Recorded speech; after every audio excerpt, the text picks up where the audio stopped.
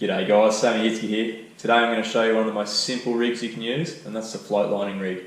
Now floatlining is one of those deadly effective methods for catching anything from snapper all the way up to marlin. Literally a lucky dip, you never know what will come through and eat a floating bait. Now it's super simple, you only need a couple of key ingredients. So I've got my 3 gang, and they're 3 grain of 5/0s with swivels between them for extra mobility. Then also your sinkers. Now these sinkers, they're the key to a float line. So ideally you want your bait to be sinking as naturally as possible. You want it to look natural, you want it to be sinking naturally. If you use too big of a sinker, then it's going to rocket it straight to the bottom. Not big enough sinker, it's not going to get to the bottom, it's just going to float along the top and never actually get down. So you want that sinker to really coincide with the wind and the current and how deep it is to make that bait go 45 degrees on the way down. So 45 degrees, that's a good natural angle. If you can get that, you know you're in the money, you know you're in the strike zone. Now the ideal setup for float lining would be a spinning reel or bait runner style reel or a bait caster or light overhead spooled with 30 to 40 pound mono.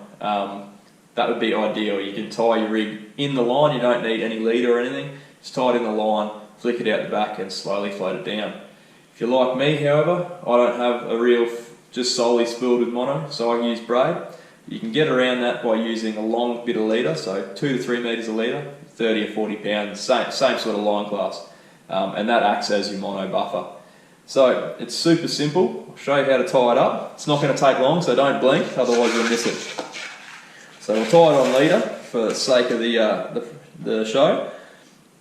Put your sinker in your line there, thread it on, grab your gang hooks.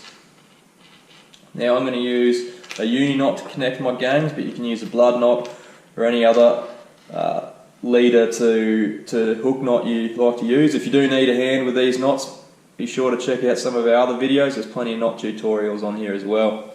So, like so, grab on, lubricate your knot as always, tighten it up, and then slide it down, like so. Now, we like to keep everything neat and tidy, so get your nips, trim that tag in, and ladies and gentlemen, oh, got to run away, that is a float line rig. So we've got that sinker in the line, it's free to run wherever it goes, it's not restricted at all, and you change up that sinker depending on your current, depending on your depth. That's as simple as it is. On there's gangs. Now we use gangs because we like to use big baits. I use big strips of flesh, whole pilchards, whole squid, anything big that's going to attract some attention on the way down. Float lining is a big fish method, so use a big bait and you should get rewarded. But there you go guys, another one to add to your repertoire. Get out there and have a crack. Cheers.